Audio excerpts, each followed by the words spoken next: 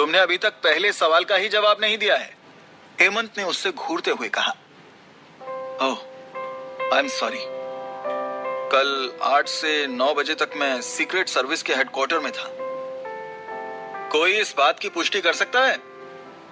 नहीं, संडे का दिन था, मैं अकेला था। अच्छा, तुम पंकज को कब से जानते हो? कौन पंकज? जिसका कत्ल हुआ है। मैंने अपने करियर में बहुत से कत्ल देखे हैं, उनमें से बहुतों का नाम पंकज था। हेमंत की कनपटी गुस्से से सुर्ख हो गई। जावेद! वो गुर्राया। कौन पंकज? जावेद पर कोई फर्क नहीं पड़ा। मिस्टर साहनी का नौकर पंकज, हेमंत परसते हुए बोला। उसे तो कभी से नहीं जानता। जावेद ने उसी तरह शांत स्वर में कहा। ठीक है, तुम्हें फिलहाल हिरासत में लिया जा रहा है। किसी को कॉल करना चाहते हो? हाँ। जावेद ने सीक्रेट सर्विस के चीफ अभय कुमार को कॉल किया। फिर हेमंत ने खुद जावेद को लॉकअप में बंद कर दिया और अपनी डेस्क की तरफ पहुंचा। तभी हेमंत को फोन आया। दूसरी तरफ कमिश्नर गोपीनाथ था। हेमंत अलर्ट हो गया। जय हिंद सर, जावेद शर्तिया निर्दोष है, औपचारिकता निभाए बगैर कमिश्नर ने कहा। हो सकता है सर, पर हमें अपनी इन्वेस्टिगेशन जारी रखनी पड़ेगी। अपराधी काफी धूर्त है, जिसने मर्डर के सबूत जावेद के खिलाफ प्लांट कर दिए हैं। But sir, Javed is prime suspect. मैं जावेद को काफी अरसे से जानता हूं, कमिश्नर तेज स्वर में बोला। वो एक देशभक्त जासूस है, जिसने मरते दम तक देश की सेवा करने का प्रण लिया हुआ है। तुम उसके बारे में इस तरह से बात नहीं कर सकते। पर सर, ये कोई व्यक्तिगत मामला भी तो हो सकता है, हेमंत जिद के साथ बोला। कमिश्नर खुद से कई पद नीचे के अफसर की बेबाकी से थोड़ा झुंझलाया, फिर भी संतुलित स्वर में बोला। पहली बात तो ऐसा हो नहीं सकता। अगर होता भी तो वो इतना मूर्ख नहीं है कि मर्डर करने के बाद अपने फिंगरप्रिंट्स चाकू पर छोड़ जाए और खून लगे कपड़ों सहित अपने घर के सामने वाले कूड़ेदान में ही फेंके। कुछ तो दिमाग लगाओ इंस्पेक्टर। हेमंत चुप रह गया। ठीक है इंस्पेक्टर, मैं तुम्हारे काम में दखल अंदाजी नहीं करना चाहता, पर ख्याल रहे जावेद को वहां कोई तकलीफ ना होने पाए। कुछ देर में शायद अमर वर्मा उससे मिलने वहां आए, उसे जावेद से मिलने देना। जी। फिर कमिश्नर ने फोन काट दिया। साहनी अपने बेडरूम में लेटा हुआ था। 10 बजे उसकी नींद खुल गई थी, पर वो फिर भी लेटा हुआ सोच में डूबा हुआ था। सब कुछ ठीक ठाक हो रहा है। अचानक वो उठा और बाथरूम जाकर फ्रेश हुआ। फिर नीचे किचन में पहुंचकर उसने चाय बनाई और फिर बिस्किट खाते खाते पीने लगा। अब इंस्पेक्टर हेमंत से बात करनी चाहिए। उसने पुलिस स्टेशन फोन किया। कुछ देर में हेमंत ने जवाब दिया। Inspector Sahni here. बोलिए सर। कुछ प्रोग्रेस? आप यकीन नहीं करेंगे, हमने सस्पेक्ट को पकड़ भी लिया। यानी कातिल मिल गया? कमाल कर दिया आप लोगों ने। कातिल तो नहीं कह सकता, पर प्राइम सस्पेक्ट के तौर पर हमने जावेद को अरेस्ट कर लिया है। व्हाट? इंस्पेक्टर, कहीं आपने सुबह सुबह पी तो नहीं ली? हेमंत हंसा, फिर उसने उन सबूतों के बारे में बताया। साहनी बुरी तरह से चौंक कर बोला, अनबिलीवेबल। पर जावेद पंकज का मर्डर क्यों करेगा? मोटिव तो पता नहीं। ओह, इज दैट? पर मुझे नहीं लगता उसने ये मर्डर किया होगा। हम छानबीन कर रहे हैं। आप ये बताइए, क्या पंकज कभी जावेद से पहले मिला हो सकता है? उम्मीद तो नहीं है। अरे कहां पंकज मेरा रसोइया और जावेद एक जासूस। आप पहले कभी मिले हैं जावेद से? हाँ, उस घड़ी के चक्कर में। आखिर ये घड़ी का मामला क्या है? मैंने उस दिन आपको बताया था। जरा विस्तार से बताइए। साहनी ने बताया। हेमंत इत्मीनान से सुनता गया, फिर बोला, आप इस मामले को पुलिस की नजर में भी ला सकते थे। वो मैंने सोचा, खैर काफी उलझी हुई गुत्थी है। हो सकता है पंकज के कत्ल का इससे कोई संबंध हो। मैं आपसे मिलूंगा। आज रात पुलिस आपके घर रहेगी, किसी भी तरह की मुसीबत से निपटने के लिए। Thank you inspector, so kind of you. You are welcome. Sahni ने कॉल समाप्त की। अमर को जैसे ही चीफ अभय कुमार का फोन आया, वो तुरंत तैयार हुआ और सीधे सीक्रेट सर्विस हेडक्वार्टर पहुंचा। कुछ ही देर में वो चीफ के कैबिन में था। चीफ बोला, ताज्जुब की बात नहीं है, हम लोगों के अनगिनत दुश्मन हैं। जरूर उनमें से कोई जावेद को फंसाने की कोशिश कर रहा है। जी आप सही कह रहे हैं, पर वो इंस्पेक्टर, कल रात 8 से 9 के बीच जावेद यहीं था। एंट्री रजिस्टर की एक कॉपी निकलवा कर मेरे साइन और स्टैंप लगवा लो। ठीक है सर। और एडवोकेट श्रीवास्तव को अपने साथ ले जाना, बेल हो जाएगी। ओके। कुछ देर में अमर जब चीफ के साइन लेकर कैबिन से निकला तो उसे जॉन मिल गया। मेरी जान, अमर बोला। मेरे आम, आज सुबह सुबह ऑफिस में कैसे? मेरी जान, कभी कभी दिन में भी चांद के दीदार होते हैं। बहुत खूब। तो मेरे चंदा, ये बता जावेद किधर है? सुबह से फोन कर रहा हूं, मुझे एक मर्डर केस में मदद चाहिए थी। जावेद तो हवालात में मौज कर रहा है। किसी से पूछताछ करने गया क्या? नहीं, पुलिस उससे पूछताछ कर रही है। ओफो, सीधी तरह से बोलेगा या? कहते हुए जॉन ने अमर को घूंसा दिखाया। सच बोल रहा हूं, मैं उसकी बेल करवाने ही जा रहा हूं, तू भी चल। कहकर अमर बाहर की तरफ चल दिया। जॉन उलझन भरे भाव के साथ उसके पीछे दौड़ पड़ा। तू सच कह रहा है? हाँ। अमर ने कार का दरवाजा खोला। जॉन हैरत भरे भाव लिए कार में बैठ गया। एडवोकेट श्रीवास्तव के ऑफिस जाते हुए अमर ने जॉन को सारी बात बताई। ओह, ये क्या चक्कर है? जरूर कोई जावेद को फंसाने की कोशिश कर रहा है, पर कौन? कहीं ये सानी ही तो कोई साजिश नहीं रच रहा? अब मुझे उसकी घड़ी वाली कहानी फिजूल लग रही है। पर हमने खुद उस घड़ी को 3:45 पर रुकते देखा था। ये जरूर खुद साहनी का काम रहा होगा। वाह, तूने तो बिना कोई छानबीन करे फैसला भी सुना दिया। एक होमिसाइड एक्सपर्ट से ये उम्मीद नहीं थी। ऐसा सोचकर छानबीन करेंगे तो कातिल जल्दी पकड़ा जाएगा। अमर और जॉन वकील के साथ पुलिस स्टेशन पहुंचे। वहां से हेमंत और जावेद को लेकर वो मजिस्ट्रेट के सामने पहुंचे और फिर बेल की औपचारिकता पूरी करने के बाद जावेद को छुड़ा लिया गया। वो लोग कोर्ट से बाहर निकले। तो हेमंत सुबह सुबह तुम्हें अरेस्ट करके ले आया था? अमर ने पूछा। हाँ, मेरे खिलाफ पुख्ता सबूत जो मिल गए थे। You are right, advocate Srivastava बोला। आपकी जगह कोई आम आदमी होता तो उसकी इतनी आसानी से बेल नहीं हो पाती। तो ये कोई आम कत्ल नहीं, बल्कि तुम्हारे खिलाफ साजिश का हिस्सा था, जॉन बोला। मेरे ख्याल से तो इस कहानी पर हमें बिल्कुल भी भरोसा नहीं करना चाहिए। वो लोग पार्किंग में पहुंच गए थे। सबके बैठते ही अमर ने कार आगे बढ़ाई। श्रीवास्तव को उसके दफ्तर छोड़ने के बाद वो हेडक्वार्टर पहुंचे। चीफ से उनकी मीटिंग हुई। जावेद, तुम क्या पहले कभी इस पंकज से मिले हो? अभय कुमार ने पूछा। हाँ। क्या? अमर चौंका। पर कल साहनी के घर पर तो तुमने ऐसा कुछ बताया नहीं। उस वक्त मैंने लाश की शक्ल पर खास ध्यान नहीं दिया था। मैं उससे एक नहीं 2 बार मिल चुका हूं। कब? पहली बार पिछले हफ्ते उस बार में जो अमर मैंने तुम्हें बताया था। वहां वो कुछ हथियारों से संबंधित बातें कर रहा था और फिर मुझे देखकर भाग गया। और फिर शनिवार को दोबारा। शनिवार को कहां?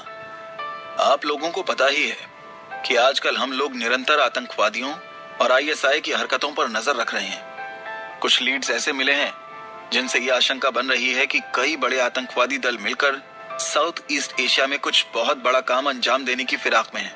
आईएसआई इसको बैक कर रही है।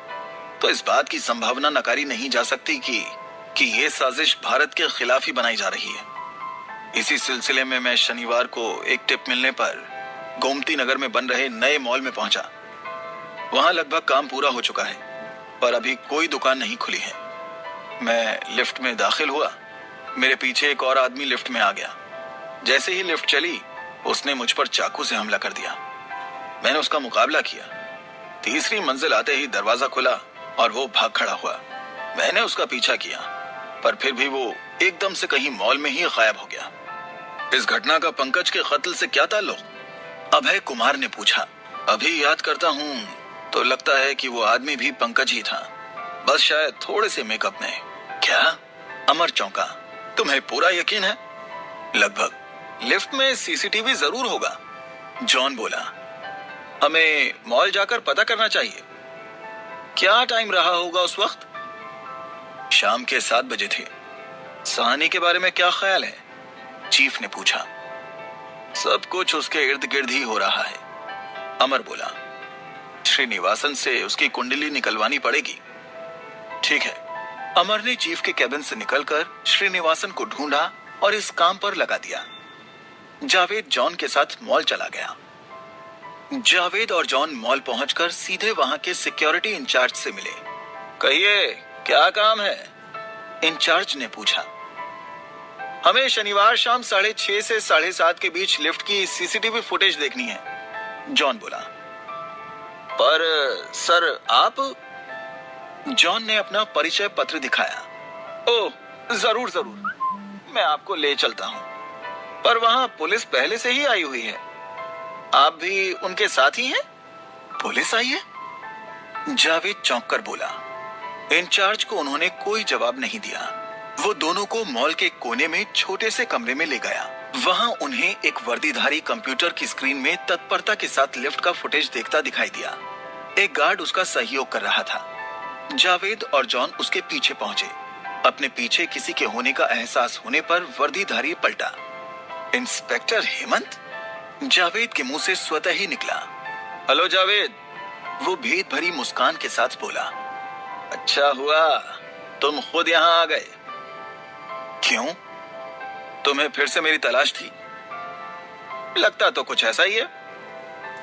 अब तो मेरी बेल हो चुकी है। जावेद उसकी बात हंसी में उड़ाते हुए बोला। हो सकता है वो बेल खारिज हो जाए। हेमंत ने गंभीरता के साथ कहा। क्या कहना चाहते हो?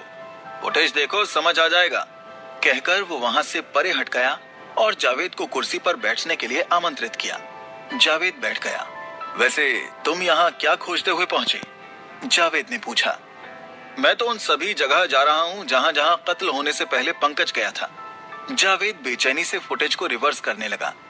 हेमंत ने एक सिगरेट निकाली तो जॉन ने उसका दीवार पर चिपके नो स्मोकिंग के स्टिकर की तरफ ध्यान आकर्षित किया। हेमंत ने जॉन को घूर कर देखा, फिर कमरे से बाहर निकलकर सिगरेट पीने लगा।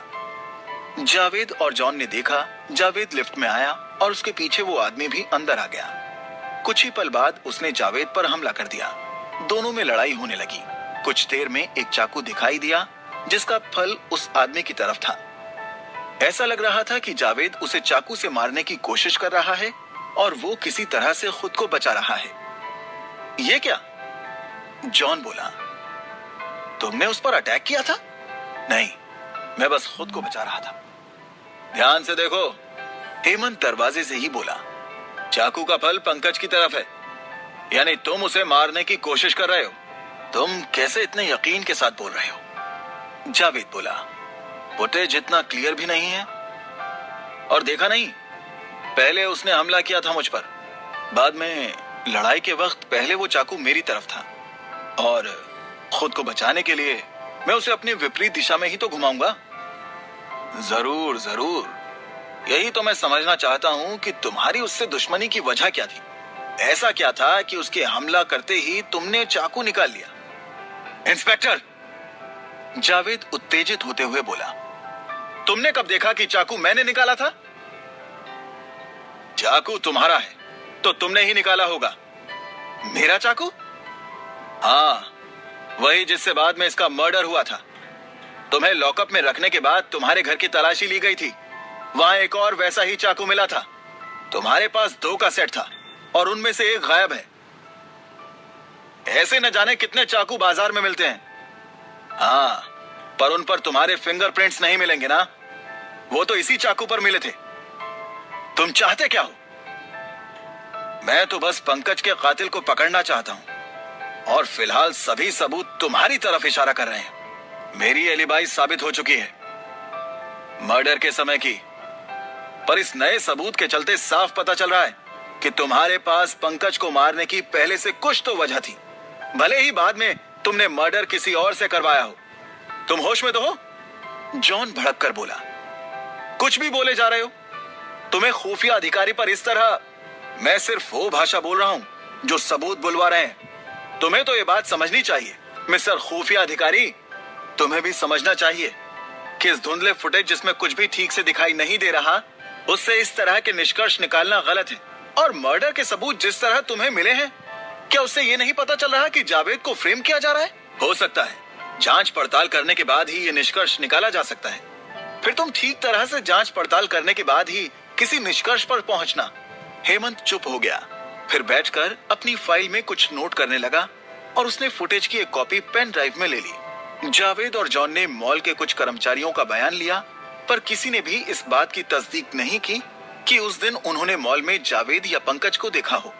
कुछ देर बाद जावेद और जॉन मॉल की पार्किंग में पहुंचे। जॉन के बैठते ही जावेद ने कार आगे बढ़ा दी। जावेद, सीट बेल्ट लगाते हुए जॉन बोला, मैंने एक बात नोट की। ये जो पंकज था, शक्ल सूरत से नौकर चाकर की जगह गुंडा मवाली दिखता था।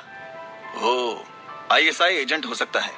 बार में जिस तरह की बातें वो कर रहा था, उससे मुझे उस पर शक हुआ था।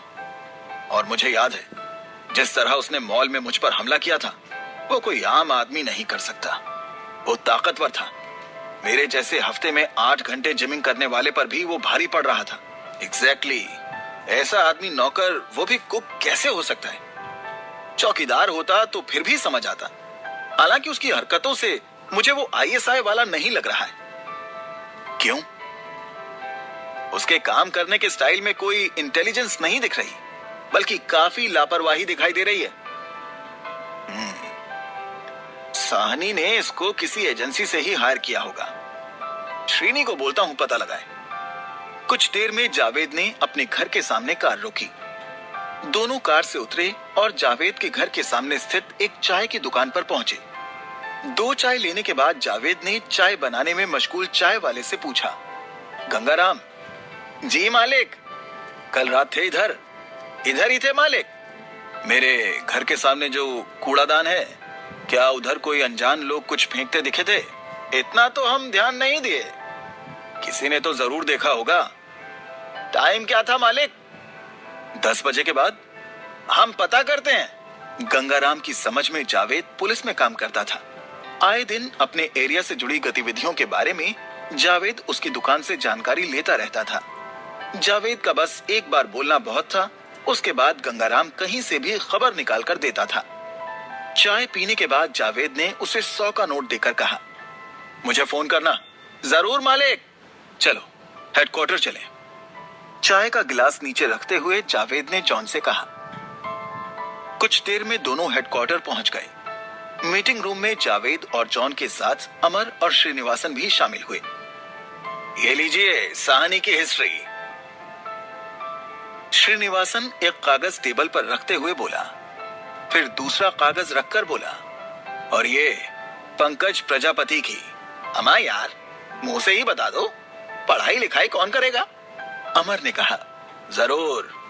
मिस्टर पुनीत साहनी एक बढ़िया बिजनेसमैन, स्मार्ट, हैंडसम, अभी तक शादी नहीं किया, इसलिए सोसाइटी में मोस्ट एलिजिबल बैचलर कहलाता है। श्रीनी, मोस्ट एलिजिबल बैचलर की लिस्ट में उसके बाद तुम्हारा ही नंबर आता है। अमर आंख मारते हुए बोला। जॉन हंस दिया, तुम काय को हमको बीच में टोकता है?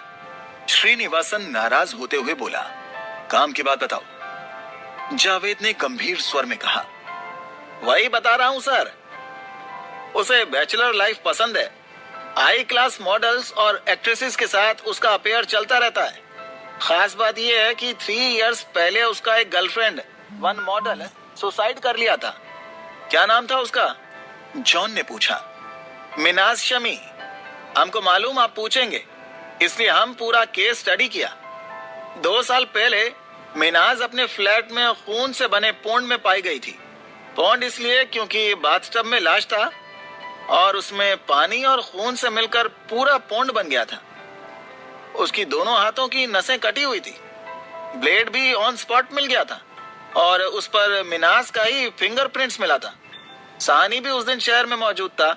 उसका कहना था कि मिनाज वॉज डिप्रेस्ड। वो उसे डिनर के लिए मिला, उसे घर छोड़ा, पर उसके फ्लैट के अंदर नहीं गया और उसके हिसाब से डिनर तक शी वॉज फाइन। उसने सोचा भी नहीं था कि वो सुसाइड करेगा। तो पुलिस ने उसे क्लीन चिट दे दी थी? जावेद ने पूछा। Yes, case was closed as a suicide case. कुछ और मसाला श्रीनी? अमर ने पूछा। उसके अलावा यह कि वो काफी फॉरेन ट्रिप करता है, both for business and pleasure. Frequent flyer है? जावेद ने पूछा। Yes, very frequent. साल में 5-6 फॉरेन ट्रिप और इंडिया में तो ऑलमोस्ट एवरी वीक। अमर ने कहा। मजा तो पंकज की पोल खोलने में आएगा। बॉन्ड सर, आप ही बता दीजिए ना, कहकर श्रीनिवासन बोतल से इस तरह पानी पीने लगा जैसे कई मील दौड़कर थक गया हो।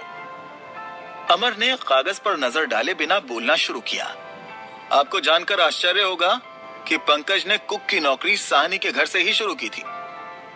तो उससे पहले वो क्या करता था? जावेद ने पूछा। वो दिल्ली से भागा हुआ एक क्रिमिनल था। मैंने कहा था ना, जॉन जावेद को देखते हुए बोला। सही कहा होगा मेरी जान, अमर बोला। दिल्ली पुलिस को उसकी एक रॉबरी केस के तहत करीब 1 साल से तलाश थी और साहनी उस क्रिमिनल से खाना बनवा रहा था। जॉन व्यंग्यपूर्ण मुस्कान के साथ बोला। हो सकता है उसने जानबूझकर एक क्रिमिनल को नौकरी पर रखा हो। 1 मिनट, अमर ने कहा। हम साहनी पर क्यों शक कर रहे हैं? क्यों ना करें, जॉन बोला। उसने घड़ी के बहाने हम लोगों को कांटेक्ट किया, फिर जावेद को फंसाने की साजिश को अंजाम दिया। मेरी जान, सोचते हैं उस दिशा में भी। फिलहाल मेरे पास तुम्हारे लिए एक सवाल है। पंकज को कैसे पता चला कि जावेद मॉल आने वाला है? शायद वो जावेद का पीछा कर रहा था। तुम मॉल गए ही क्यों थे? अमर ने पूछा। मुझे टिप मिली थी, बताया तो था। किसने दी थी? एक इन्फॉर्मर ने। उसका नाम बताओ। नाम फारूक। कॉल हिस्ट्री देखो। जावेद ने अपने मोबाइल में कॉल हिस्ट्री देखनी शुरू की, फिर कुछ देर में बोला। कोई लैंडलाइन नंबर है। आई एम श्योर कोई पब्लिक फोन होगा, जॉन बोला। और ये फोन जरूर साहनी ने करवाया होगा। जावेद ने नंबर श्रीनिवासन को दिया। उसने 5 मिनट में पता लगा लिया कि टेलीफोन नंबर बस स्टेशन के पास का था। मैं फारूक को कॉल करता हूँ, कंफर्म हो जाएगा, कहकर जावेद ने फारूक नाम के एजेंट के मोबाइल पर फोन किया। फारूक ने इस बात की पुष्टि की कि उसने जावेद को ऐसी कोई कॉल नहीं की थी। This was indeed a setup, John मेज पर मुक्का मारते हुए बोला। जो साहनी के सिवा और कौन कर सकता है? साहनी का तो बैकग्राउंड ऐसा नहीं लगता कि उसके पास जावेद को फंसाने का कोई उद्देश्य हो, अमर बोला। क्या पता क्या वजह है, जॉन बोला, पर जो भी है उसका इरादा तो यही लगता है और हमें तैयार रहना होगा उसकी अगली चाल के लिए। इंस्पेक्टर हेमंत को पंकज के कातिल का पता लगाना था। इस सिलसिले में उसने मॉल के बाहर दुकानों और रिक्शा स्टैंड पर पंकज की फोटो लेकर पूछताछ शुरू की। हालांकि उसे कोई कामयाबी न मिल सकी।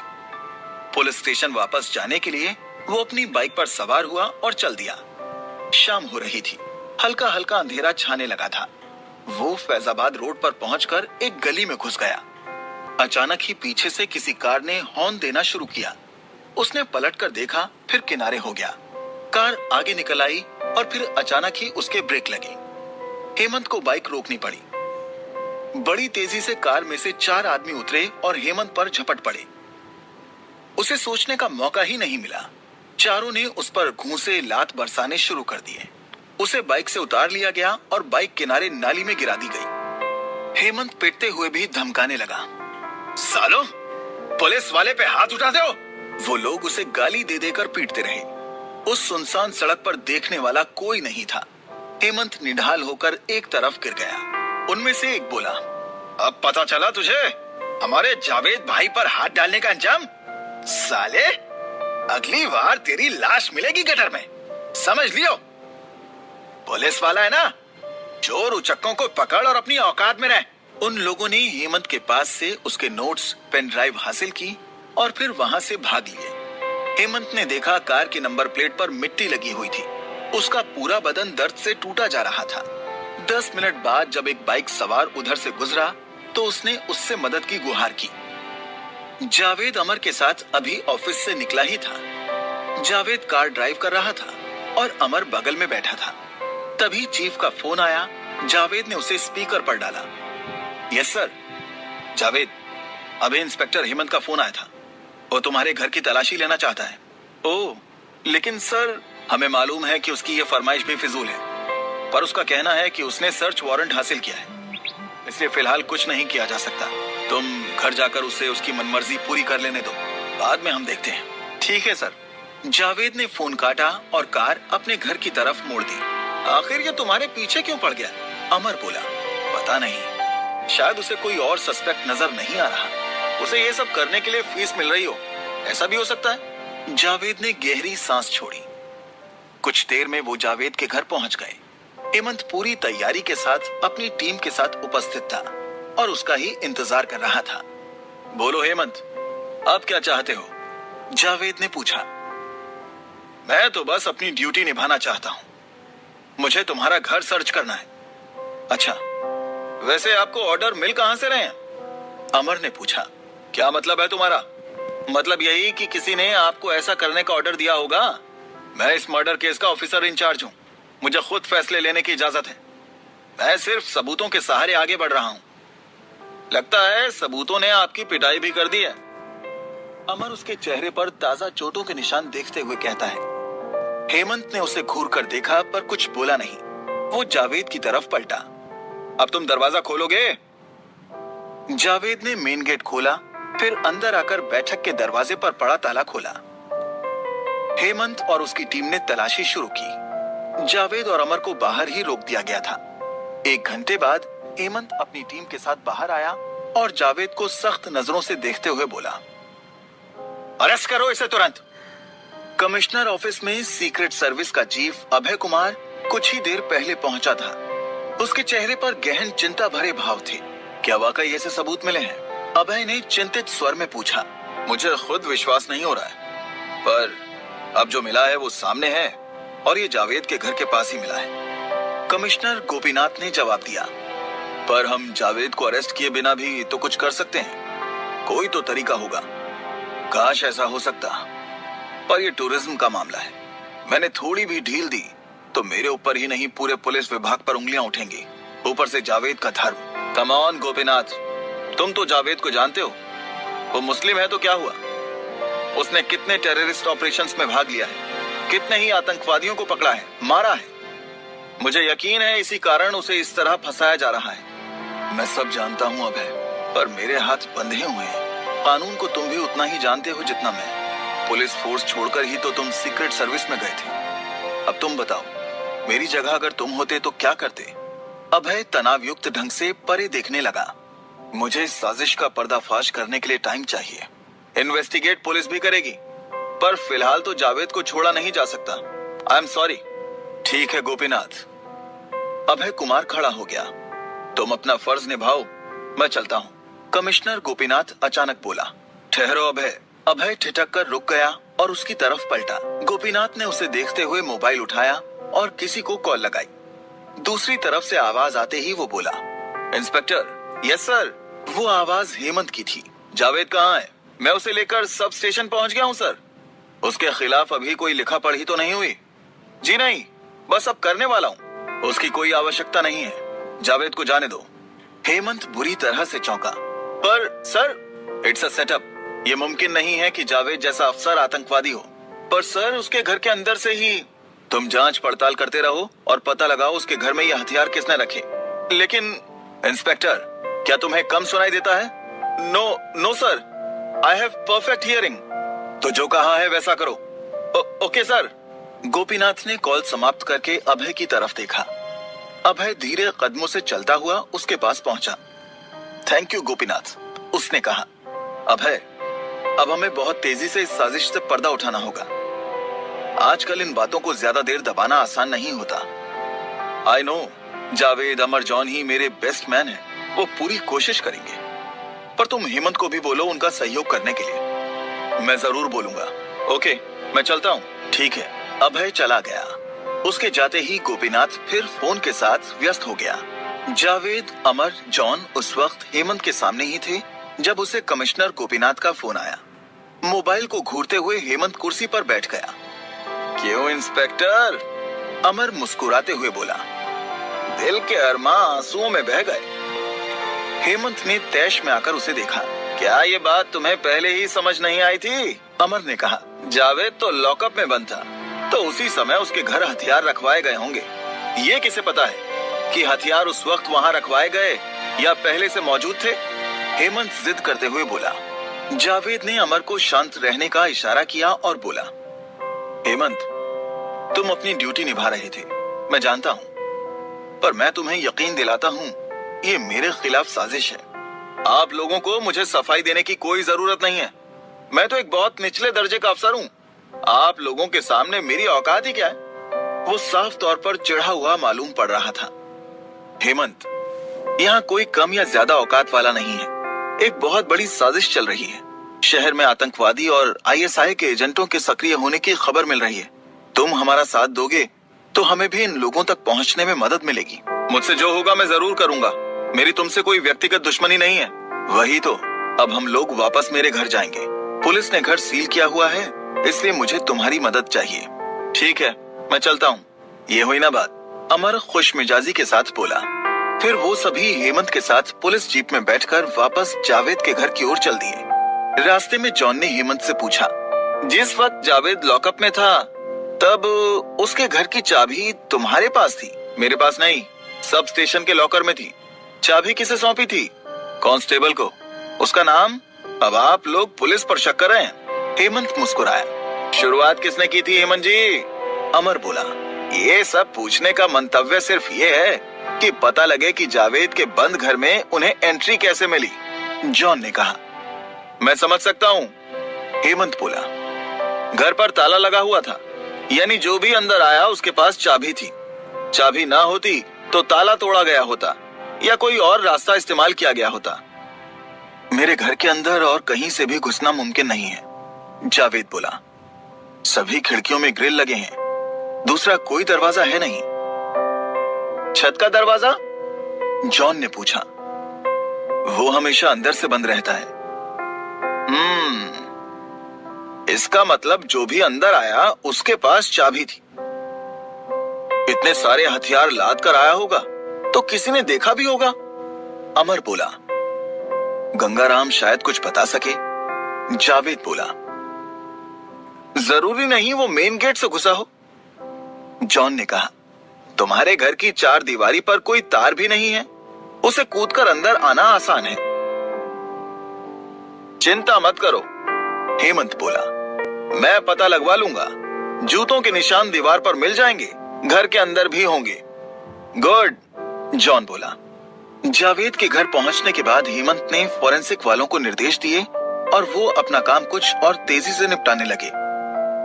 कुछ देर में पता चला कि 2 जोड़ी ऐसे जूतों के निशान अवश्य मिले थे जो जावेद के हरगिज नहीं थे, और वो दीवार से होते हुए घर के अंदर बेडरूम तक पाए गए थे जहां से हथियार मिले थे, और वो दीवार से होते हुए घर के अंदर बेडरूम तक पाए गए थे जहां से हथियार मिले थे। फिंगरप्रिंट्स तो जावेद के सिवा किसी और के थे नहीं, जिससे ये साफ पता चल रहा था कि उन लोगों ने दस्ताने पहने हुए थे। पुलिस और जावेद अमर जॉन ने घर के चारों तरफ पूछताछ शुरू की, पर कोई चश्मदीद गवाह नहीं मिल सका। जाहिर है कि काम बेहद सतर्कता के साथ किया गया था। आप आज रात कहीं और बिता लीजिए, हेमंत जावेद से बोला। कल सुबह तक आपको आपका घर वापस मिल जाएगा। ओके, जावेद बोला। चलो फिर मेरे घर चलकर पार्टी शार्टी करते हैं, अमर जेब से कार की चाबी निकालते हुए बोला। जावेद और जॉन उसके पीछे पीछे कार की तरफ चल दिए। मैं एक बार जेल चला जाऊं, फिर आराम से पार्टी करना, जावेद बोला। अरे यार, तुम टेंशन ना लो। टेंशन नहीं ले रहा हूं, पर इतना खुश भी नहीं हूं कि पार्टी मनाऊं। अरे मेरे आम, हमें कुछ करना चाहिए, जॉन बोला। अब आगे क्या करना है पहले सोचना तो पड़ेगा, अमर कार में बैठते हुए बोला। जॉन उसकी बगल में बैठा और जावेद पीछे। अमर ने चाबी इग्निशन में घुमाई, कार स्टार्ट हो गई। साहनी के घर चलते हैं, जॉन ने सुझाव दिया। क्यों, जावेद ने पूछा। क्योंकि फिलहाल शक करने के लायक कोई और उम्मीदवार नहीं है। ये भी ठीक है, अमर बोला, और फिर उसने कार को गियर में डाला और आगे बढ़ा दिया। साहनी उन्हें बंगले पर ही मिला। बैठक में उन तीनों का स्वागत करते हुए उसने कहा, मिस्टर जावेद, मैंने सुना था कि पुलिस ने आपको गिरफ्तार कर लिया है। सही सुना था। मुझे पुलिस से ये उम्मीद नहीं थी। उस इंस्पेक्टर का जरूर पेंच ढीला हो गया है जो आपके कातिल होने की बात सोच बैठा। जावेद बोला, वो अपनी ड्यूटी कर रहा था। आई एम श्योर, पर ड्यूटी करते हुए दिमाग इस्तेमाल करने पर तो कोई सरकारी पाबंदी है नहीं। तीनों हंसे। खैर बताइए, मैं आपकी क्या मदद कर सकता हूँ? साहनी ने मुस्कुराते हुए पूछा। पंकज आपके घर कब से काम कर रहा था? जॉन ने पूछा। कुछ ही महीने पहले से, आई थिंक 5 या 6 महीने। आपने उसे किसी एजेंसी से हायर किया होगा? नहीं, वो तो मेरे एक दोस्त के यहाँ काम करता था। वो यूके शिफ्ट हो रहा था, तो उसने मुझसे पूछा कि कुक चाहिए। मुझे जरूरत थी तो मैंने रख लिया। अच्छा, यानी उसका आपने कोई बैकग्राउंड वेरिफिकेशन वगैरह नहीं करवाया? जरूरत ही कहां थी। आपके उस दोस्त का नाम, एड्रेस बताएंगे? उसका आप क्या करेंगे? यही सवाल उससे पूछूंगा, बैकग्राउंड वेरिफिकेशन के बारे में। अच्छा, पर मैं काफी टाइम से उसके कांटेक्ट में नहीं हूं। यूके का एड्रेस तो नहीं है। फोन नंबर जो दिया था वो देता हूं। फिर साहनी ने उसे अंकित सेठी नाम के साथ यूके का एक नंबर दिया। थैंक यू, जॉन ने कहा। जावेद ने पूछा, क्या आपको कभी पंकज पर शक हुआ? मेरा मतलब उसकी कोई ऐसी हरकत या कोई वाकया जिस पर आपकी खास तवज्जो गई हो? मैंने तो कभी नोटिस नहीं किया। आप समझ ही सकते हैं कि नौकरों पर तवज्जो देने का मेरे पास टाइम ही कहां होता है। फिर भी साहनी ने सोचने की मुद्रा में ऊपर देखा, फिर कहा, नहीं, ऐसा कुछ भी नहीं याद आ रहा। क्या हम उसका कमरा देख सकते हैं? जॉन ने पूछा। मुझे कोई दिक्कत नहीं है। साहनी कमरे से बाहर निकलते हुए बोला, आइए, पर पुलिस पूरी जांच पड़ताल करके गई है, तो मुझे नहीं लगता वहां अब कोई और सबूत मिलने की गुंजाइश होगी। वो आप हम पर छोड़ दीजिए, अमर बोला। बिल्कुल, you know your job best. Sahni उन्हें लेकर सर्वेंट क्वार्टर पहुंचा। उन लोगों ने फौरी तौर पर पंकज के कमरे की जांच की। फिर जॉन बोला, बगल वाला कमरा किसका है? खाली पड़ा है। कभी कोई और नौकर आया तो वो रह सकता है। यानी फिलहाल बंद है। बंद है पर लॉक्ड नहीं। साहनी उन्हें बगल वाले कमरे के सामने ले आया, जिसका दरवाजा पंकज के कमरे के दरवाजे के ठीक सामने था। दरवाजे का कुंडा बंद था, पर उस पर कोई ताला नहीं था। साहनी ने उसे खोलने के लिए हाथ बढ़ाया ही था कि जॉन चीखा, रुकिए। साहनी ने सकपका के हाथ पीछे कर लिया। इस पर फिंगरप्रिंट्स हो सकते हैं, जॉन ने जेब से रुमाल निकालते हुए कहा। पर जब पंकज के कमरे में ही फिंगरप्रिंट्स नहीं मिले तो, साहनी ने कहना चाहा, पर जावेद बोला,